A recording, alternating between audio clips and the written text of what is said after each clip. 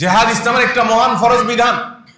এই জিহাদ এটাকে আমরা ভুলে গেছি। অনেক ফরজ নিয়ে আলোচনা হয়, এই ফরজ নিয়ে আলোচনা হয় না। জিহাদ মানে ঠুস ঠাস কাউকে মেরে দেওয়া নয়। জিহাদ মানে নিরীহ মানুষের উপরে বোমা হামলা করা নয়, যেটা পশ্চিমারা করছে। প্রকৃত জঙ্গিবাদে তো তারাই লিপ্ত।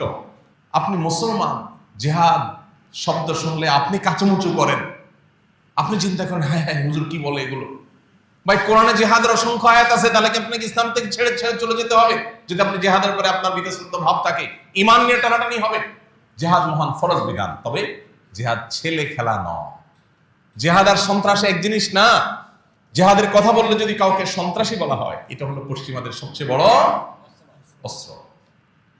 ওরা জানে মুসলমানদের জেহাদি চেতনার কাছে ওরা কোনোদিন দাঁড়াতে পারবে না। ওরা জানে মুসলমান যদি কোরআনের নির্দেশ দ্বারা উজ্জীবিত হয়, এই মুসলমানকে দমাবার মতো কোনো টেকনোলজি ওরা আবিষ্কার করতে পারবে না। এই জন্য তারা আমাদের ওই চেতনাকে ভোঁতা করে দেওয়ার জন্য জিহাদ, জিহাদি চেতনা, এটাকে কালাট করার জন্য তারা নানাবিধ ষড়যন্ত্র এবং ষড়যন্ত্রের জাল তারা এঁটেছে। তারা বহু সন্ত্রাসী গোষ্ঠী তৈরি করেছে। তাদের কর্মকাণ্ড এটাকে ইসলামের কর্মকাণ্ড হিসেবে দেখিয়ে মুসলমানদেরকে বিভ্রান্তির মধ্যে ফেলে দিচ্ছে। হ্যাঁ হ্যাঁ, ইসলামের নামে কি হচ্ছে এসব? মনে রাখবেন, ন্যূনতম কোরআন হাদিসের ধারণা যদি কারোর মধ্যে থাকে, প্রাথমিক লেয়ারের যদি মুসলমানও কেউ হয়, সে কোনোদিন সন্ত্রাসী হতে পারে না, অসম্ভব।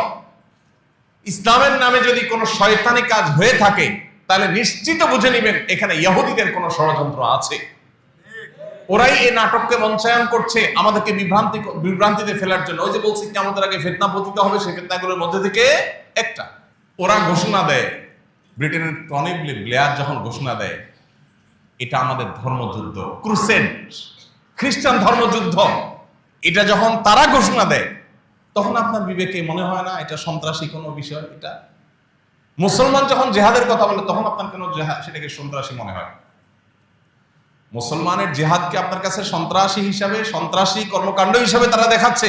তারা যখন ক্রুসেড ঘোষণা করে, তখন আপনার কাছে একটিবারের জন্য প্রশ্নটা উঠে না? ভাইরা আমার, আমরা কেউ ভুল না বুঝি। ইসলামের নামে, জেহাদের নামে কেউ কোন নিরীহ মানুষের উপরে হামলা করলো আর সেটাকে জেহাদ বলে চালাই দিল, আমরা মুসলমানরা এতটা আনাড়ি হওয়ার কোনো সুযোগ নাই। কিন্তু সেই সাথে জেহাদ মহান ফরজ। জীবনে কখনো সুযোগ হলে আমি জিহাদে শামিল হব, মরতেই যখন হবে শাহাদাতের মৃত্যু আমি কামনা করব। এটা একজন ইমানদারের ইমানের দাবি। এইটুকু চেতনা যদি কারোর মধ্যে না থাকে, সে মুসলমানই না।